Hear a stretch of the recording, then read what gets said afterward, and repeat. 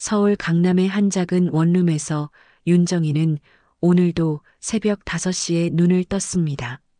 50살의 나이에도 불구하고 그녀의 하루는 여전히 바쁘게 돌아가고 있었어요.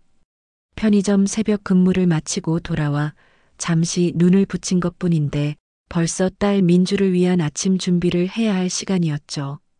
정희는 24년 전 홀로 민주를 낳아 키우기 시작했을 때부터 지금까지 단 하루도 포기한 적이 없었습니다. 남편이 떠나고 홀로 남겨졌을 때 많은 사람들이 싱글맘으로 아이를 제대로 키울 수 있겠냐며 걱정 섞인 시선을 보냈지만 정희는 그 모든 편견을 딸의 성공으로 보답하겠다고 다짐했었어요. 새벽에는 편의점에서 일하고 낮에는 청소 일을, 저녁에는 식당에서 설거지를 하며 하루하루를 버텼습니다. 손가락 끝이 갈라져 피가 날 때도 있었고 허리가 아파서 잠 못 이루는 밤도 많았어요. 하지만 딸의 미래를 위해서라면 어떤 고생도 감수할 각오였습니다. 민주야, 일어나야지. 오늘 중요한 실습 있다고 했잖아. 정희가 부드럽게 딸을 깨웠습니다. 의대 2학년인 오민주는 항상 성실했지만 요즘 들어 특히 더 열심히 공부에 매진하고 있었죠. 그 이유는 같은 과 동기인 강도연 때문이었어요. 민주는 어머니의 부름에 눈을 떴습니다. 작은 원룸 안에는 어머니가 정성스럽게 차려놓은 아침상이 있었고 그 모습을 볼 때마다 민주의 마음은 뭉클해졌어요. 어머니, 매일 이렇게 챙겨주셔서 정말 고마워요. 민주가 진심 어린 목소리로 말했습니다. 정희는 딸의 말에 미소를 지었지만 속으로는 더 좋은 환경에서 키워주지 못하는 것이 미안했어요. 민주와 도연은 입학 때부터 함께 공부하며 자연스럽게 가까워졌습니다. 도연은 우수한 성적은 물론 좋은 집안 배경까지 갖춘 모범적인 의대생으로 보였어요. 키가 크고 단정한 외모에다가 언제나 예의 바른 태도를 보여줬죠. 하지만 민주가 도연에게 진짜로 끌린 이유는 그의 외적 조건이 아니라 함께 있을 때 느껴지는 편안함과 서로의 꿈을 응원해주는 마음이었습니다. 도연은 민주가 힘들어할 때마다 격려해줬고 공부할 때도 서로 도우며 좋은 동반자 역할을 했어요. 그런데 민주야, 정희가 걱정스러운 표정으로 말했습니다. 도연이는 정말 좋은 사람인 것 같지만 혹시 우리 같은 가정 환경을 어떻게 생각할까? 정희는 그동안 살아오면서 겪었던 수많은 편견들 때문에 불안했어요. 싱글맘이라는 이유로 받았던 차별들이 딸에게까지 이어질까봐 걱정이 됐습니다. 어머니, 도연이는 그런 사람 아니에요. 항상 저한테 어머니가 정말 대단하다고 말해요. 민주가 어머니를 안심시키려고 했지만 정희의 걱정은 쉽게 가라앉지 않았습니다. 어머니, 오늘 도연이를 집에 데려와도 될까요? 민주가 조심스럽게 물었습니다. 정희는 딸의 행복한 표정을 보며 미소를 지었어요. 그동안 오직 공부에만 매달려온 민주가 처음으로 좋아하는 사람이 생긴 것 같아 마음. 한편으로는 기뻤지만 다른 한편으로는 걱정도 됐죠. 작은 원룸에서 어떻게 대접해야 할지도 막막했어요. 그럼 우리 민주가 좋아하는 사람이면 엄마도 만나보고 싶어? 정희는 딸을 위해서라면 무엇이든 할 준비가 되어 있었습니다. 비록 작은 원룸이지만 정성껏 음식을 준비해서 딸의 남자친구를 맞이하려고 했어요. 정희는 그날 오후 일찍 일을 마치고 시장에 나갔습니다. 비싼 고기는 살 수 없었지만 신선한 채소들과 정성스럽게 끓인 미역국으로 상을 차렸어요. 그날 저녁 도연은 정희가 정성스럽게 준비한 음식을 맛있게 드시며 예의 바른 모습을 보여주었습니다. 어머니께서 정말 대단하십니다. 혼자서 민주를 이렇게 훌륭하게 키우셨다니.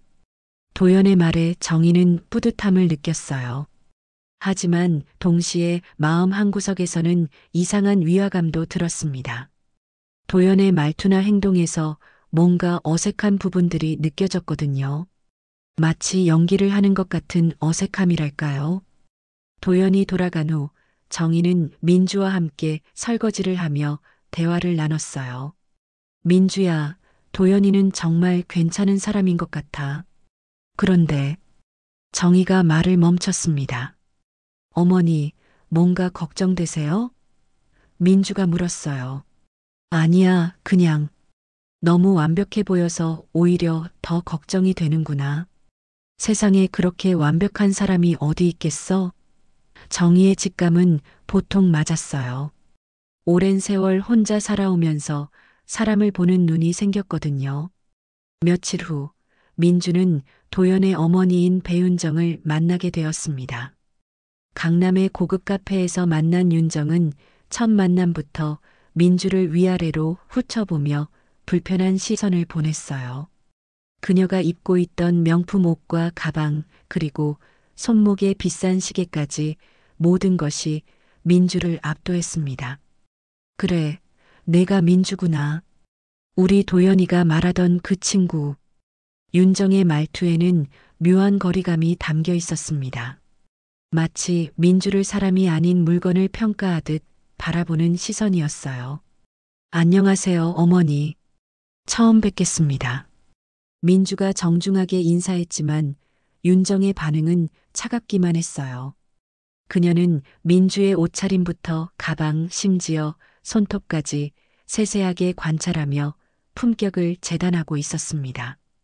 민주가 입고 있던 깔끔하지만 저렴한 옷, 몇 년 된 가방, 매니큐어를 하지 않은 손톱까지 모든 것이 윤정의 눈에는 부족해 보였어요.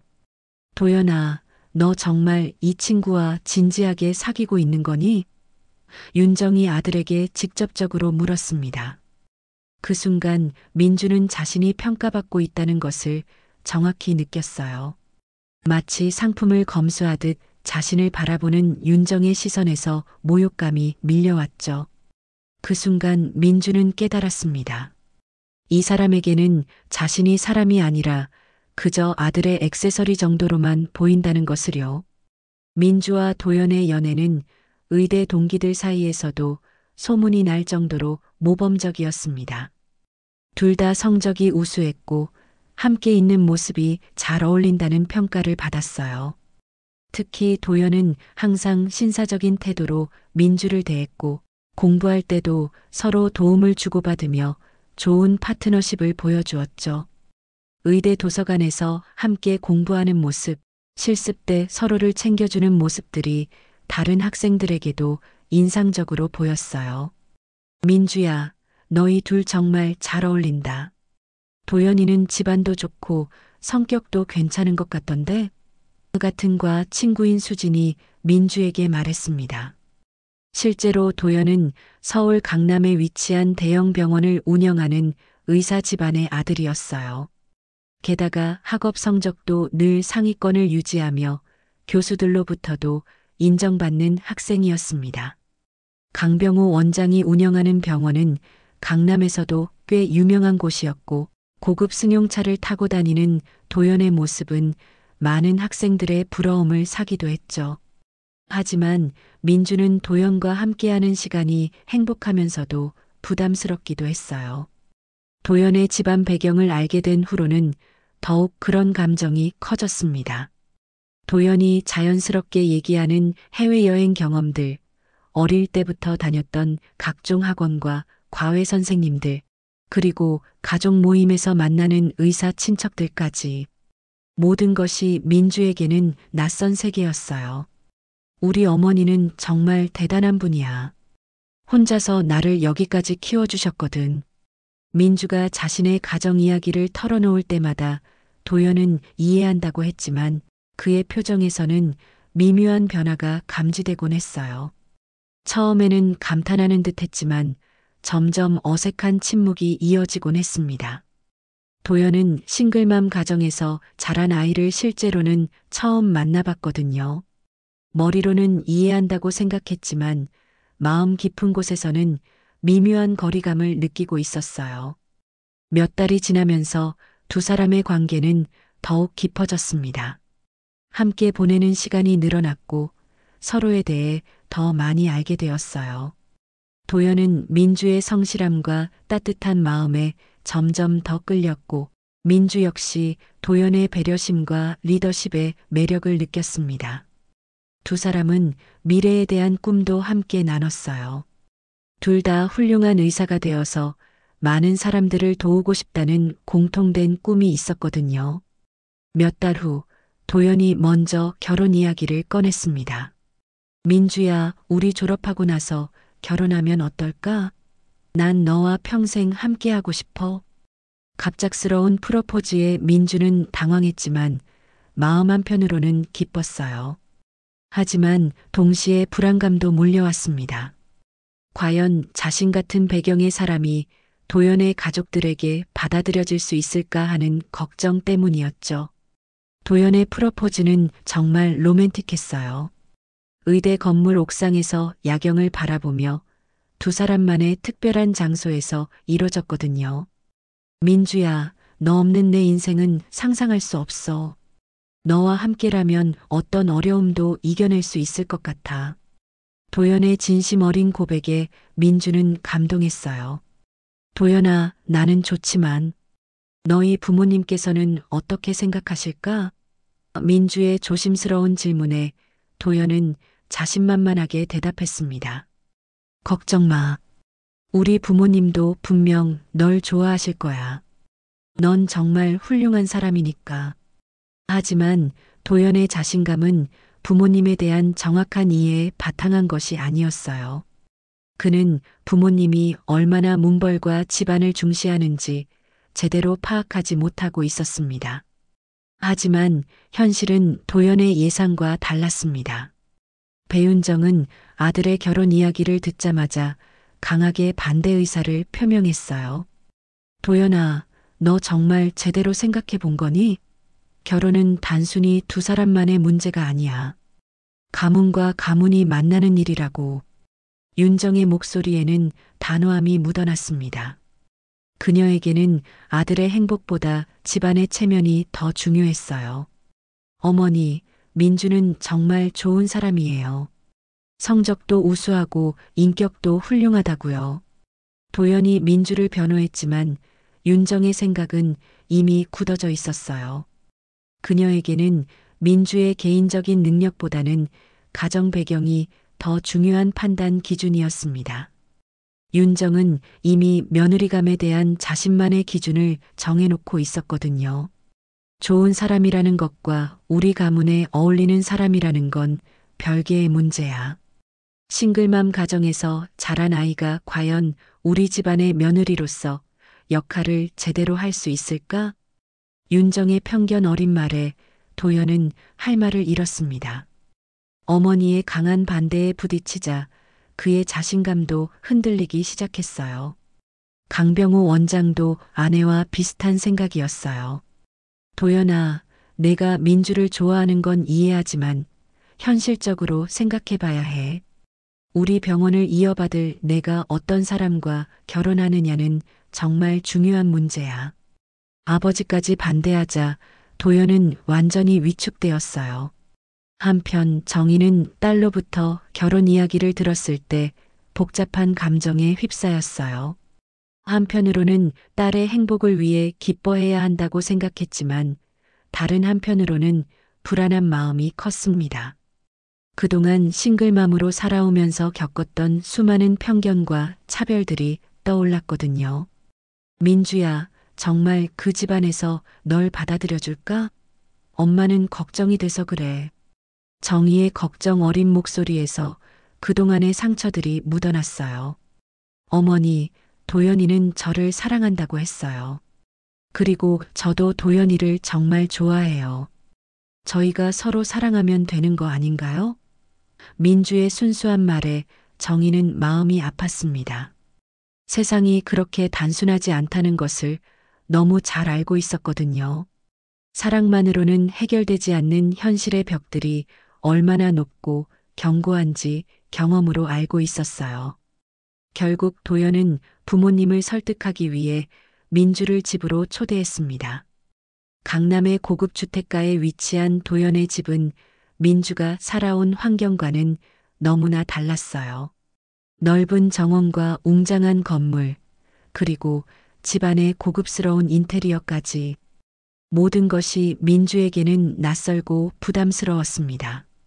현관에 들어서자마자 보이는 값비싼 그림들과 골동품들, 그리고 마치 호텔 로비 같은 거실의 모습이 민주를 압도했어요.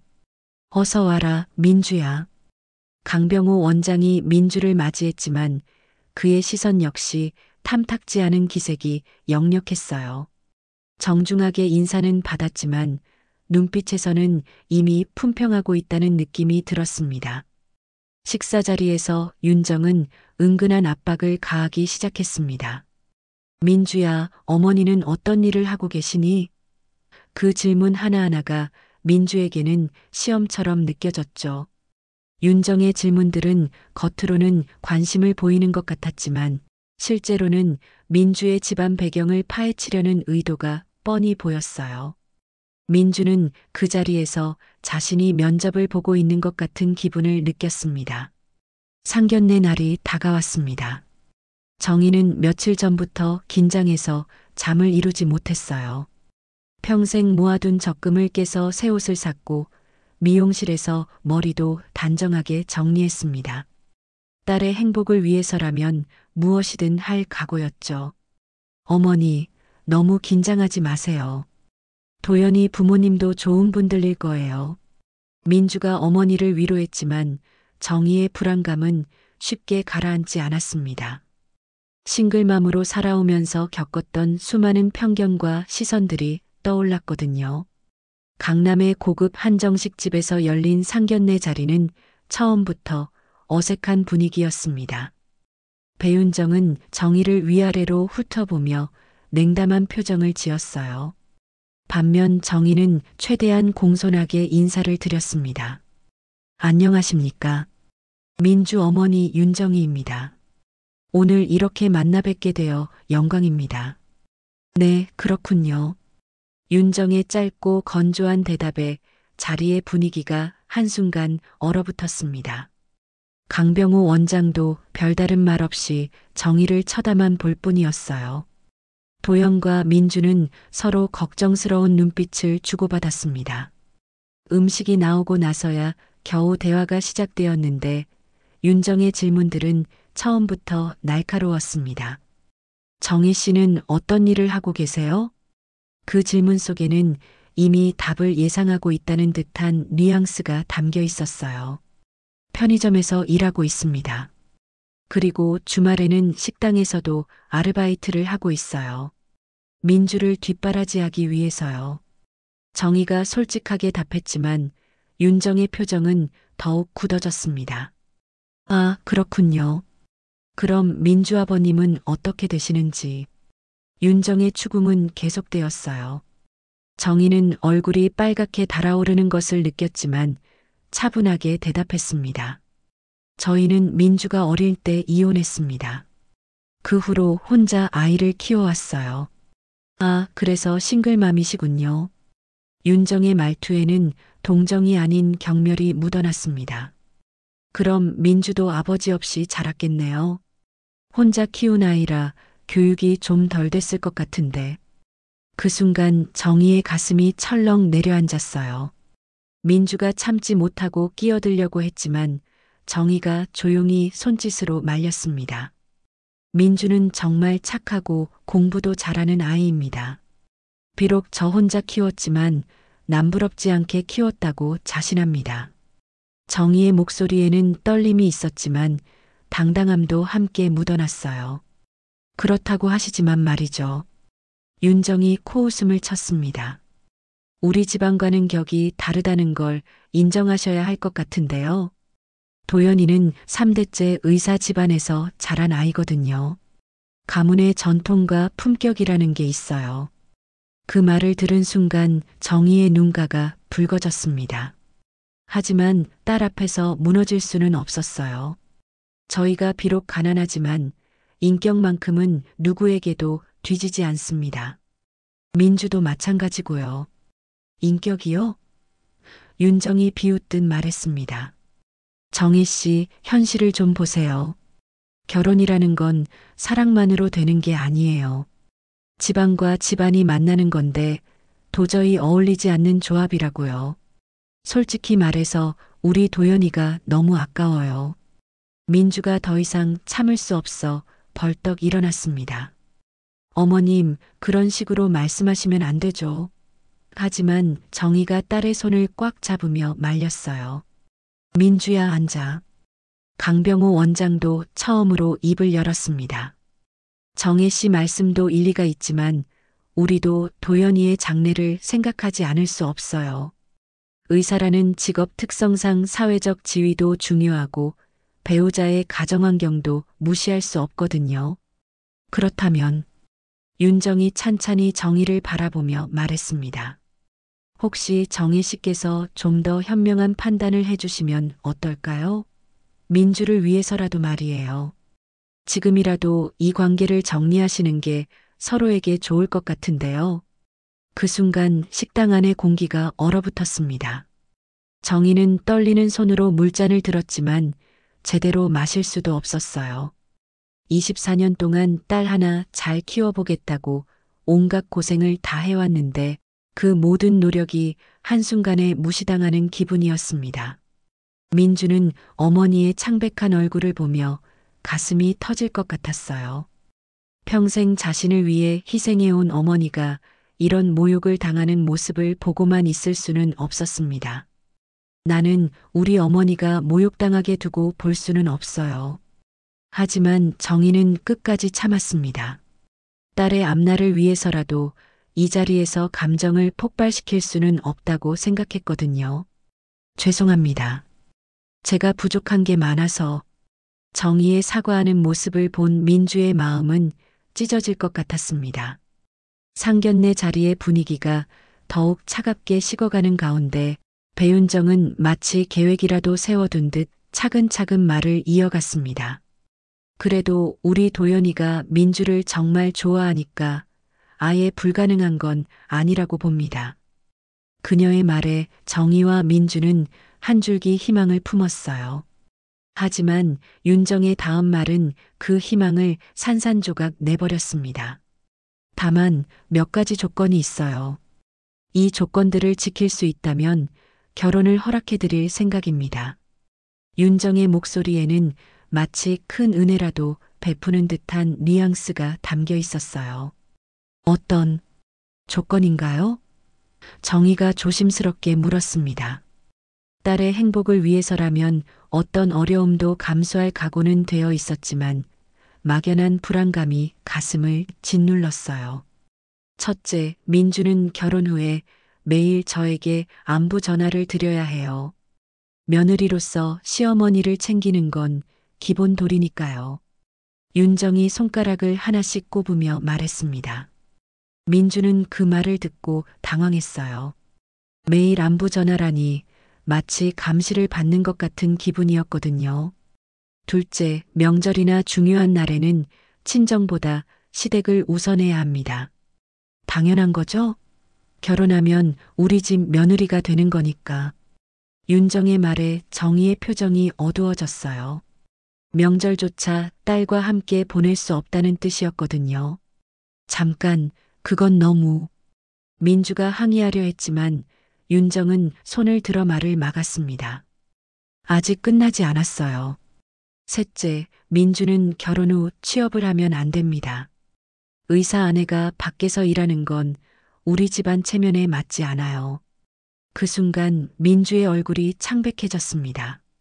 의대를 졸업하고 의사가 되는 것이 그녀의 꿈이었는데 그 꿈을 포기하라는 말이었어요. 그럼 제가 의대를 다닌 이유가 뭔가요? 의사가 되고 싶어서 이렇게 열심히 공부해 왔는데 의대 졸업장 하나면 충분하지 않나요? 남편 뒷바라지나 잘하면 돼요. 윤정의 무심한 대답에 민주는 말문이 막혔습니다. 어머니가 그토록 힘들게 뒷바라지해준 의대 공부를 무용지물로 만들라는 말이었거든요. 정희는 딸의 절망적인 표정을 보며 가슴이 미어졌습니다. 편의점에서 밤새 일하고 주말에는 식당에서 설거지를 하며 모은 돈으로 딸의 학비를 대줬는데 그 모든 노력이 헛된 것이 될 판이었어요. 그리고 마지막 조건이에요. 윤정이 더욱 차갑게 말했습니다. 첫 아이는 반드시 아들이어야 해요. 우리 집안의 대를 이어야 하니까. 만약 딸이 먼저 태어나거나 그녀가 잠시 말을 멈추고 의미심장한 눈빛을 보냈어요. 만약 딸이 먼저 태어나면 어떻게 하라는 말씀이신가요? 정희가 떨리는 목소리로 물었습니다.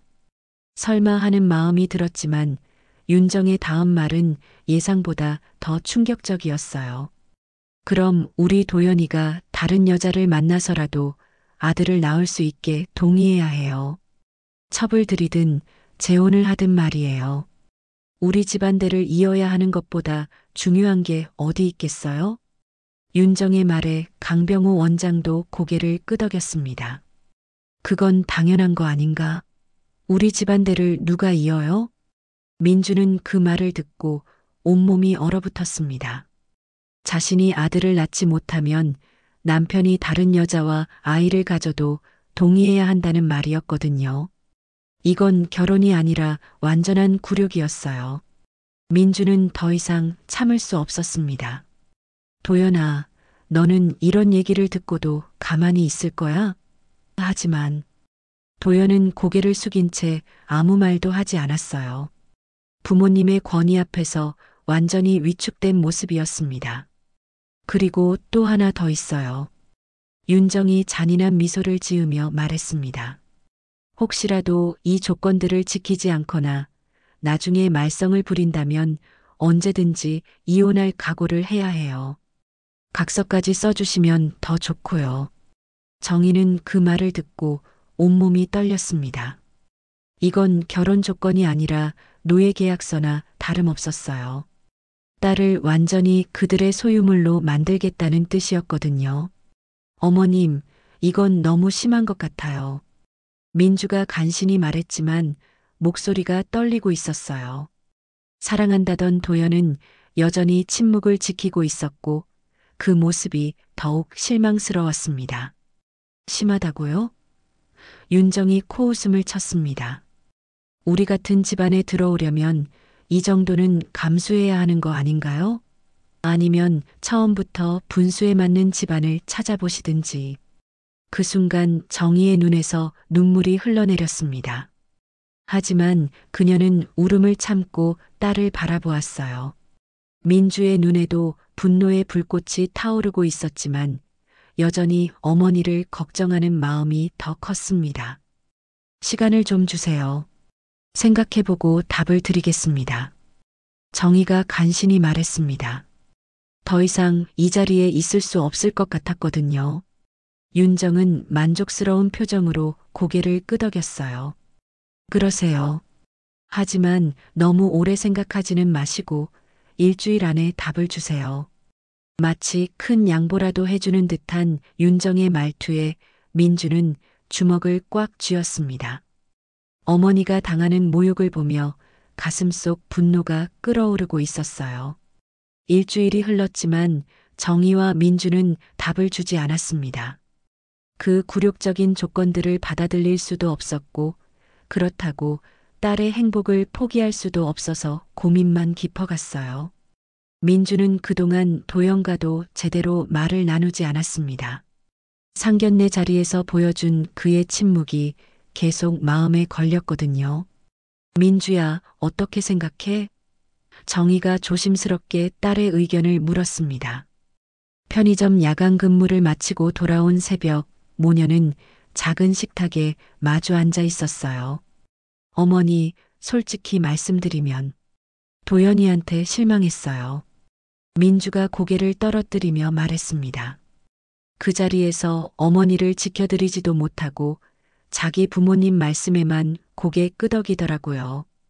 정희는 딸의 마음을 이해했습니다. 하지만 동시에 걱정도 됐어요. 그래도 도연이도 어려운 입장이었을 거야. 부모님 앞에서 반대하기가 쉽지 않았을 테니까. 그때 민주의 휴대폰에 도연으로부터 메시지가 왔습니다. 민주야, 내일 만날 수 있어? 꼭 얘기하고 싶은 게 있어. 민주는 잠시 망설였지만 만나보기로 했어요. 마지막으로 한 번은 이야기를 나눠봐야 할 것 같았거든요. 다음 날 학교 근처 카페에서 만난 도연은 평소와 달리 어두운 표정이었습니다. 민주야, 지난번 일로 많이 상처받았지? 그의 사과에 민주는 복잡한 감정이 들었어요. 도연아, 솔직히 물어볼게. 너는 정말 나와 결혼하고 싶어? 아니면 그냥 부모님 뜻에 따라가는 거야? 민주의 직선적인 질문에 도연은 당황했습니다. 당연히 너와 결혼하고 싶어. 하지만 도연이 말끝을 흐렸어요. 우리 부모님을 설득하는 게 쉽지 않을 것 같아. 시간이 좀 더 필요할 것 같아. 시간? 민주가 쓴웃음을 지었습니다. 도연아, 너는 그 조건들이 말이 된다고 생각해? 내가 의사 꿈을 포기하고 매일 안부 전화드리고 아들 못 낳으면 너가 다른 여자 만나는 것도 동의하라는 게? 도연은 고개를 숙였습니다. 나도 그 조건들이 좀 과하다고 생각해. 하지만 우리 부모님 성격을 아는데 한번 정하신 건 바뀌지 않으실 거야. 그럼 너는 뭘 할 건데? 그냥 부모님 뜻대로 살 거야? 민주의 목소리에 실망감이 묻어났습니다. 도연은 한참 동안 침묵했어요. 민주야, 좀 더 참아줘. 내가 천천히 설득해 볼게. 그리고 그 조건들도 나중에 완화될 수 있을 거야. 도연의 말에 민주는 한숨을 쉬었습니다. 도연아, 내가 정말 나를 사랑한다면 그 자리에서 나를 지켜줬어야 했어.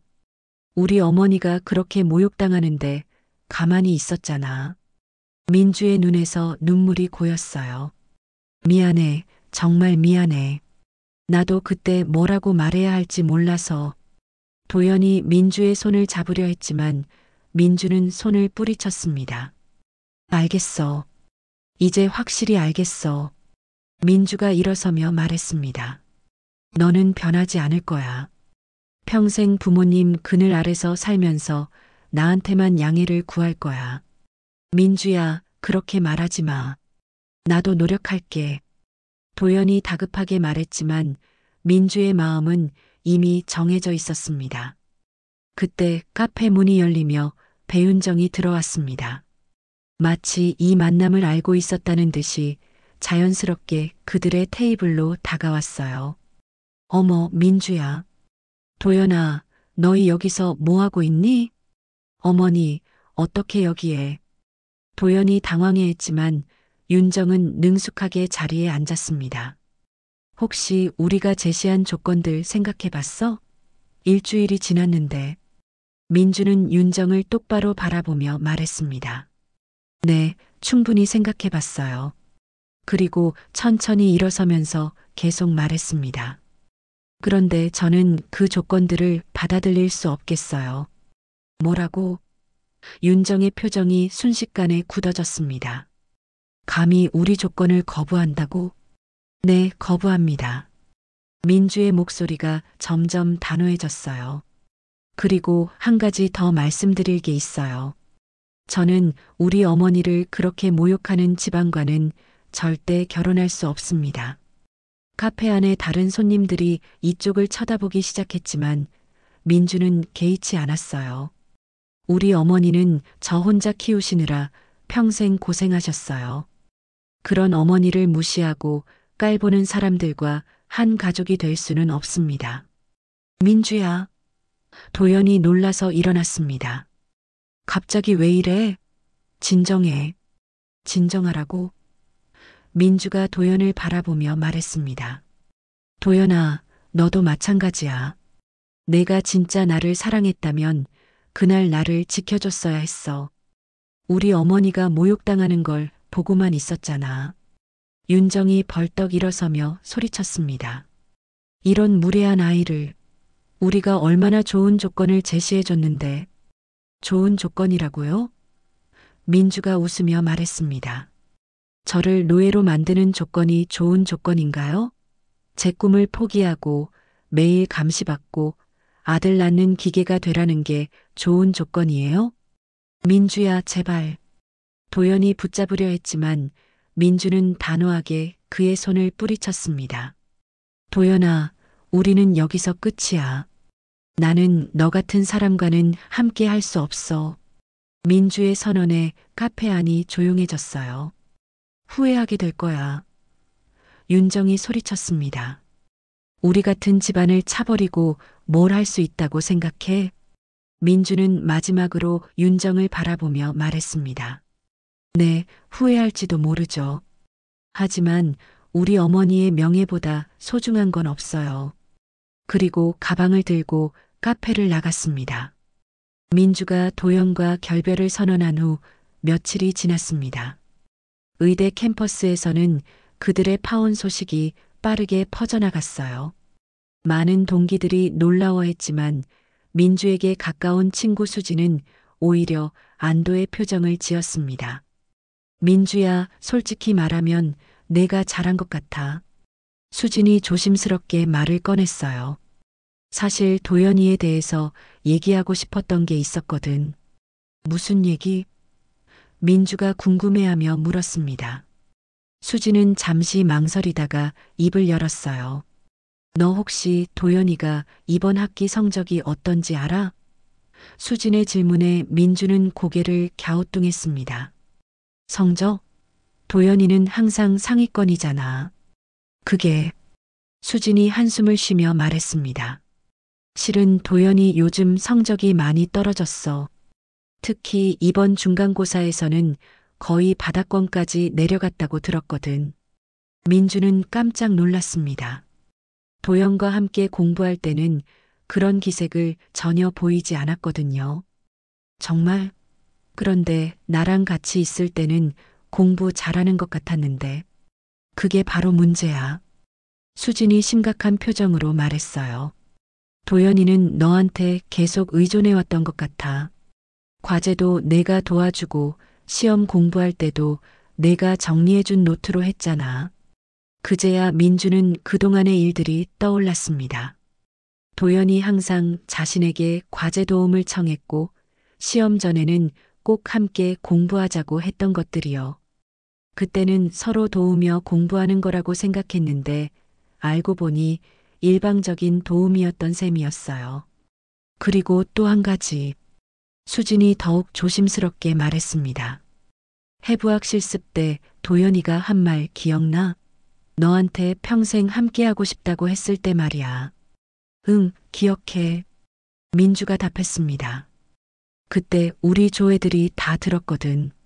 그런데 도연이가 그 말하면서 민주 없으면 나는 아무것도 할 수 없어라고도 중얼거렸어. 수진의 말에 민주는 소름이 돋았어요. 며칠 후 민주는 더 충격적인 사실을 알게 되었습니다. 같은과 선배인 준호가 민주를 따로 불렀거든요. 민주야, 너 도연이랑 헤어진 거 맞지? 준호의 질문에 민주가 고개를 끄덕였습니다. 네, 맞아요. 다행이다. 준호가 안도의 한숨을 내쉬었어요. 사실 너한테 꼭 말해야 할 게 있었거든. 도연이 그 자식 정말 문제가 많아. 준호는 충격적인 이야기를 들려주었습니다. 도연이 민주와 사귀기 시작한 후로 다른 여학생들에게 민주에 대해 이상한 말들을 해댔다는 것이었어요. 민주는 내 거야. 다른 남자들이 쳐다보는 것도 싫어. 라거나 민주 없으면 나는 의대를 졸업할 수도 없을 거야. 같은 말들을 서슴없이 했다는 거였습니다. 그리고 더 심각한 건 준호가 목소리를 낮춰 말했어요. 도연이가 너희 집 근처를 몰래 돌아다닌다는 얘기도 들었어. 편의점에서 일하시는 어머니 사진도 몰래 찍었다는 소문도 있고. 민주는 온몸에 소름이 돋았습니다. 그동안 자신이 사랑한다고 생각했던 사람이 실제로는 이런 사람이었다니 믿어지지 않았어요. 왜 진작 말해주지 않으셨어요? 민주가 떨리는 목소리로 물었습니다. 솔직히 말하면 너희가 잘 지내는 것 같아서 괜한 오해를 살까봐 망설였어. 그런데 내가 헤어졌다니까 다행이라고 생각해서 말하는 거야. 그날 밤 민주는 정희에게 모든 사실을 털어놓았습니다. 어머니, 제가 정말 바보였어요. 도연이가 저를 사랑한 게 아니라 이용하려고 했던 거였어요. 정희는 딸을 꽉 안아주며 말했습니다. 민주야, 내가 바보가 아니야. 순수한 마음으로 사랑했던 건데 뭐가 잘못이야. 그런데 어머니, 민주가 걱정스러운 표정으로 말했어요. 혹시 도연이가 우리한테 뭔가 해코지하지는 않을까요? 정희도 같은 걱정을 하고 있었습니다. 도연의 집안 배경을 생각하면 그들이 가만히 있지 않을 것 같았거든요. 며칠 후 민주의 걱정은 현실이 되었습니다. 의대학과 사무실에 익명의 제보가 들어왔다는 거였어요. 민주가 과제를 대신 해주고 시험을 도와줬다는 내용이었습니다. 민주야, 학과장님이 부르셔. 조교가 민주를 찾아왔어요. 민주는 가슴이 두근거렸지만 당당하게 학과장실로 향했습니다.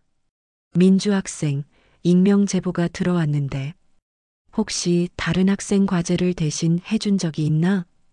학과장의 질문에 민주는 솔직하게 대답했어요. 네, 있습니다. 하지만 대신 해준 건 아니고 함께 공부하면서 도움을 준 거예요. 민주가 차근차근 설명했습니다. 다행히 조사 결과 민주에게는 별다른 문제가 없었어요. 오히려 도연의 성적 부진과 의존적 태도가 더 문제가 되었습니다. 교수들도 그동안 도연의 급작스러운 성적 하락을 이상하게 여기고 있었거든요. 결국 도연이가 자기 무덤을 판 셈이네. 수진이 한숨을 쉬며 말했습니다. 민주를 모함하려다가 오히려 자기 실체가 드러난 거잖아. 민주는 이제야 진짜 도연의 모습을 알게 되었다고 생각했어요.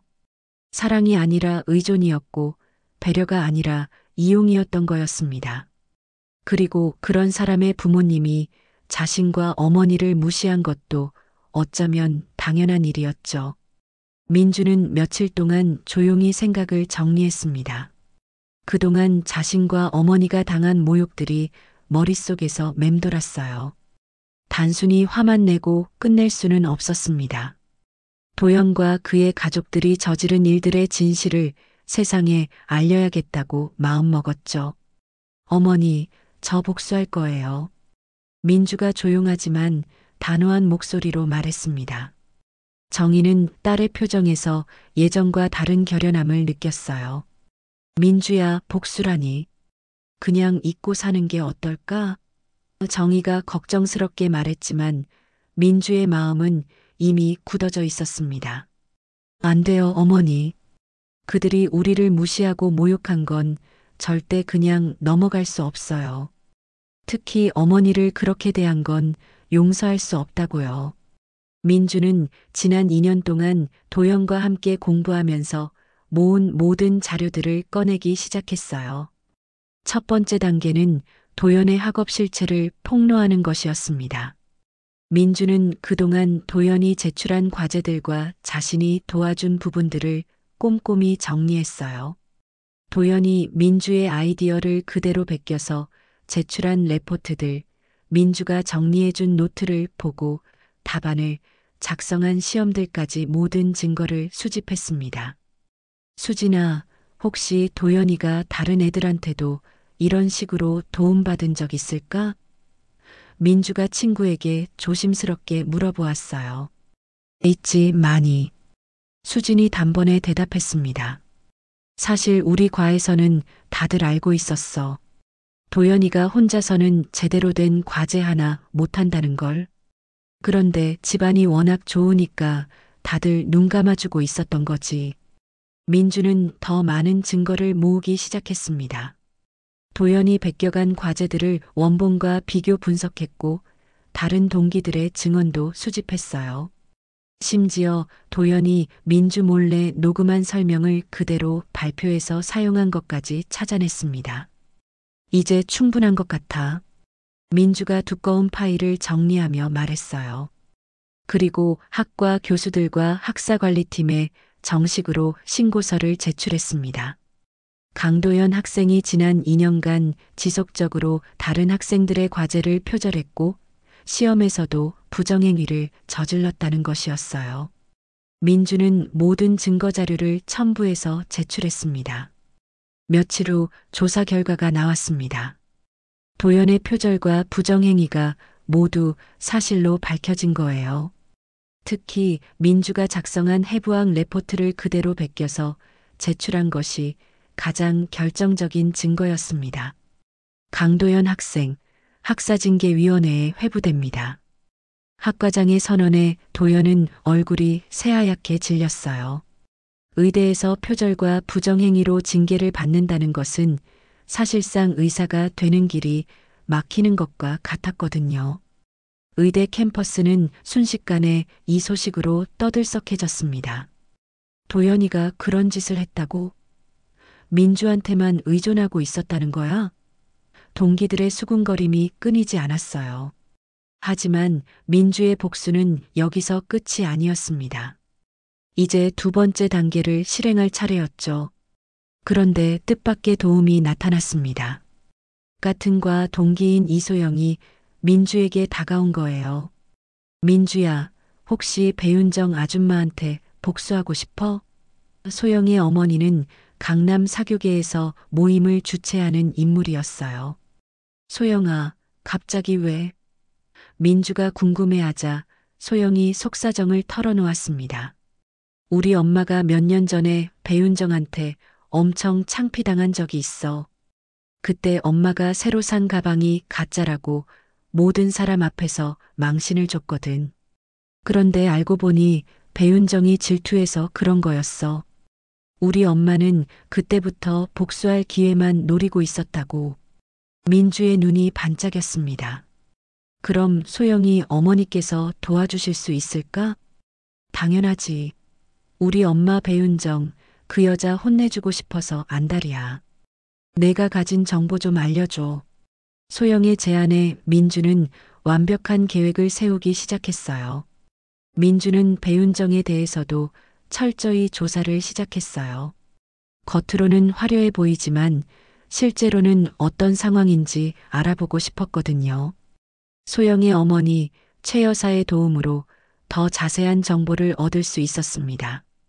민주야, 그 집 상황 다 알아봤어. 최 여사가 조용히 말씀해 주셨어요. 근데 말이야, 그 집 상황이 생각보다 심각해. 대출이 엄청 많이 있더라고.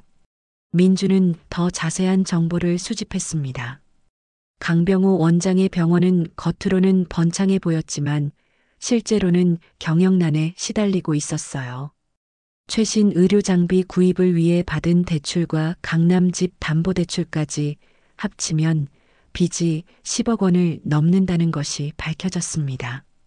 그리고 배윤정, 그 여자는 사교 모임에서 허세 부리느라 카드비까지 엄청나대. 최 여사가 정보를 더해주셨어요. 명품 가방, 고급 골프클럽, 해외여행. 다 빚으로 하는 거래. 민주는 이 정보들을 바탕으로 치밀한 계획을 세웠습니다. 배윤정이 자주 참석하는 강남 사교 모임에 대한 정보도 소영의 어머니를 통해 자세히 알 수 있었어요. 어머니, 제가 하나만 부탁드릴 게 있어요. 민주가 정희에게 말했습니다. 혹시 어머니께서 그 사교 모임에 한 번만 가주실 수 있을까요? 내가 그런 곳에? 정희가 당황했지만 민주의 계획을 듣고 나서는 고개를 끄덕였어요. 알았어, 민주야. 엄마가 해볼게. 며칠 후 강남의 고급 골프클럽에서 열린 부인의 모임에 뜻밖의 손님이 나타났습니다. 정희가 단정한 차림으로 모임장에 들어선 거예요. 물론 민주와 소영, 그리고 최 여사가 미리 계획한 일이었습니다. 어머, 저분은 누구세요? 부인들이 수군거리기 시작했어요. 배윤정은 정희를 보자마자 얼굴이 굳어졌습니다. 안녕하세요, 여러분. 정희가 당당하게 인사했어요. 저는 윤정희라고 합니다. 오늘 여러분께 할 말이 있어서 왔습니다. 최 여사가 나서서 소개했습니다. 여러분, 이분은 제가 특별히 모신 분이에요. 우리 배윤정 회원님과 관련해서 중요한 이야기가 있다고 하시네요. 정희는 준비해온 자료들을 꺼내기 시작했어요.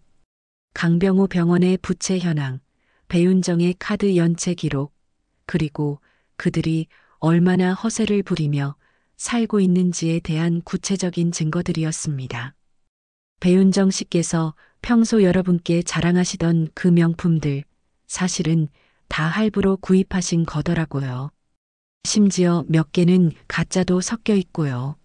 정의의 차분하지만 날카로운 폭로의 모임장의 분위기가 급변했습니다. 배윤정은 얼굴이 빨갛게 달아올라 변명하려 했지만 정의가 내놓은 증거들 앞에서는 할 말이 없었어요. 특히 지난달 명품 매장에서 카드가 막혀서 쫓겨났다는 이야기까지 나오자 부인들의 시선이 싸늘해졌습니다. 그리고 한 가지 더, 정희가 마지막 카드를 꺼내들었어요. 배윤정 씨가 제 딸과 저를 모욕하면서 했던 말들을 녹음한 파일입니다. 여러분도 한번 들어보시죠. 최 여사가 미리 준비해둔 스피커에서 그날 상견례 때의 음성이 흘러나왔습니다. 배윤정의 오만하고 모욕적인 발언들이 모임장에 울려 퍼지자 부인들의 표정이 일제히 굳어졌어요. 정의의 폭로가 끝나자 골프클럽 모임장은 완전히 조용해졌습니다. 부인들은 서로 눈빛만 주고받으며 충격적인 진실을 소화하려고 애쓰고 있었어요. 배윤정은 얼굴이 새하얗게 질린 채 아무 말도 하지 못하고 있었습니다. 특히 녹음 파일에서 흘러나온 자신의 목소리를 듣고는 완전히 패닉 상태가 되었어요. 정희 씨, 이런 자료들을 어떻게... 모임 회장이 떨리는 목소리로 물었어요. 제 딸이 조사해 준 겁니다. 정희가 당당하게 대답했습니다. 제가 모욕받은 것도 참을 수 있었지만 제 딸까지 무시당하는 건 견딜 수 없었거든요. 최 여사가 나서서 한마디 보탰습니다. 여러분, 저도 몇 년 전에 배윤정 씨한테 비슷한 모욕을 당한 적이 있어요. 그때는 참고 넘어갔지만 오늘 정희 씨 이야기를 듣고 보니 정말 화가 나네요. 그 순간 배윤정이 벌떡 일어서며 소리쳤습니다. 이건 명예훼손이에요. 당장 고발하겠어요. 하지만 그녀의 목소리에는 이미 힘이 없었어요. 고발하시죠. 정희가 미소를 지으며 말했습니다. 저희는 모든 증거를 합법적으로 수집했으니까요. 오히려 배윤정 씨께서 저희에게 한 모욕적인 발언들이 더 문제가 될 것 같은데요. 부인들 사이에서 웅성거림이 일어나기 시작했어요. 정말 빚이 그렇게 많다고? 명품들이 다 가짜였다니. 그럼 지금까지 우리를 속인 거네? 아들 못 낳으면 다른 여자들이라는 소리를 정말 했다고? 최 여사가 결정타를 날렸습니다. 여러분, 우리 모임에서 이런 분과는 더 이상 함께할 수 없을 것 같아요.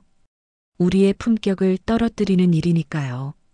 배윤정은 더 이상 그 자리에 있을 수 없었습니다.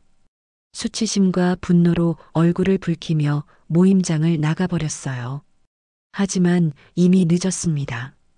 강남 사교계는 좁은 곳이었고 이 소문은 하루도 안 되어 모든 모임에 퍼져나갔거든요. 한편 의대에서는 도연의 몰락이 더욱 가속화되고 있었습니다. 학사징계위원회에서 정학 1년이라는 중징계가 내려진 거예요. 실질적으로 의대 졸업이 어려워진 상황이었습니다. 같은과 친구들조차 도연을 대놓고 피하기 시작했어요. 표절과 부정행위로 징계받은 학생과 어울리는 것 자체가 자신들에게도 해가 될 수 있다고 생각했거든요. 소영은 민주에게 상황을 전해주었습니다. 민주야, 도연이 완전히 왕따 됐어. 아무도 같이 앉으려고 하지 않는데. 소영의 말에 민주는 복잡한 감정을 느꼈지만 동정심은 들지 않았어요. 도연은 점점 고립되어 갔습니다. 그동안 자신을 따르던 후배들도 하나둘 떠나갔고 교수들도 차가운 시선으로 바라보기 시작했어요. 무엇보다 자신이 그토록 의존했던 민주가 없어지니까 혼자서는 아무것도 할 수 없었습니다. 민주야, 제발 한 번만 만나자. 도연이 간절한 메시지를 보냈지만 민주는 익십으로 일관했어요. 도연은 점점 초조해졌습니다. 강병호 원장의 병원 상황도 급격히 악화되고 있었습니다. 배윤정의 사교계 몰락과 함께 병원에 대한 소문들도 퍼져나갔거든요. 환자들이 하나둘 다른 병원으로 옮겨가기 시작했고 직원들도 불안해하며 이직을 준비했습니다. 은행에서는 대출 상환을 독촉하기 시작했어요. 여보, 이제 어떻게 해야 하죠? 배윤정이 남편에게 절망적으로 말했어요.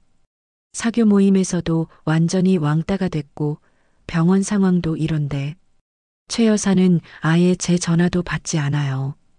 당신이 괜히 그 집 모녀를 건드려서 이런 일이 생긴 거야. 강병호가 화를 내며 소리쳤습니다. 애초에 조용히 넘어가면 될 걸. 왜 굳이 그렇게 모욕을 줬어?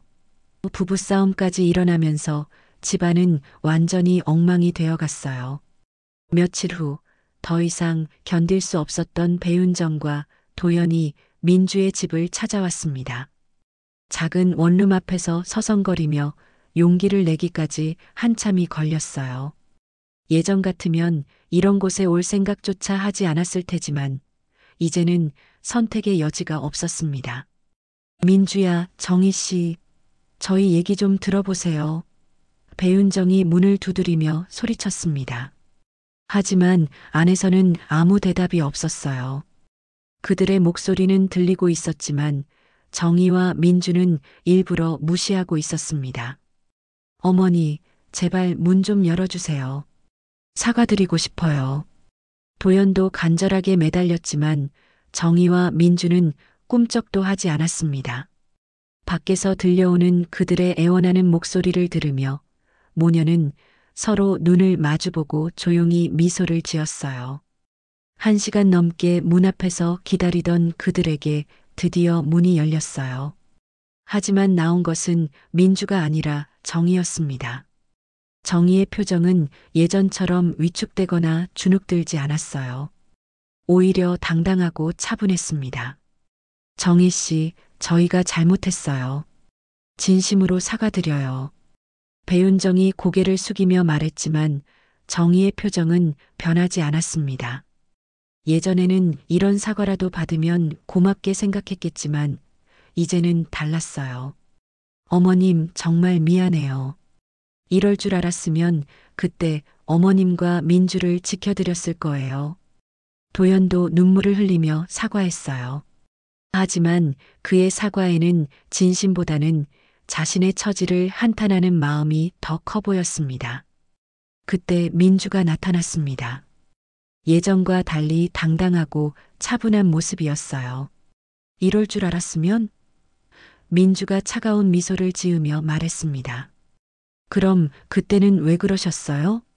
우리를 무시하고 모욕할 때는 언제고 이제 와서 사과라니요. 민주야, 정말 미안해. 나도 어쩔 수 없었어. 부모님 뜻을 거스를 수 없었거든. 도연이 변명하듯 말했지만 민주는 코웃음을 쳤어요. 어쩔 수 없었다고요? 사랑한다면서 어쩔 수 없다니 웃기는 소리네요. 그리고 지금도 본인이 공경에 처하니까 찾아온 거지. 진짜 잘못을 깨달아서 온 건 아니잖아요.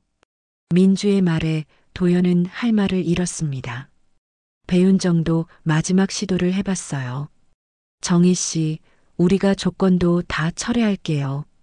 민주가 의사 되는 것도 찬성하고 그 굴욕적인 조건들도 다 없던 일로 하죠. 아들 못 낳으면 다른 여자 드린다는 말도 취소할게요. 정희가 단호하게 말했습니다. 그때 저희를 그렇게 대하실 때는 언제고 이제 상황이 안 좋아지니까 태도를 바꾸시는 거네요. 저희를 호락호락하게 보시면 안 됩니다. 민주가 어머니의 손을 꽉 잡고 앞으로 한 걸음 나섰습니다. 그리고 배윤정과 도연을 똑바로 바라보며 말했어요. 사람을 무시한 대가가 얼마나 큰지 이제 알았겠죠? 민주의 목소리에는 분노보다는 차분한 확신이 담겨 있었습니다. 저희는 가난해도 자존심만큼은 꺾이지 않거든요.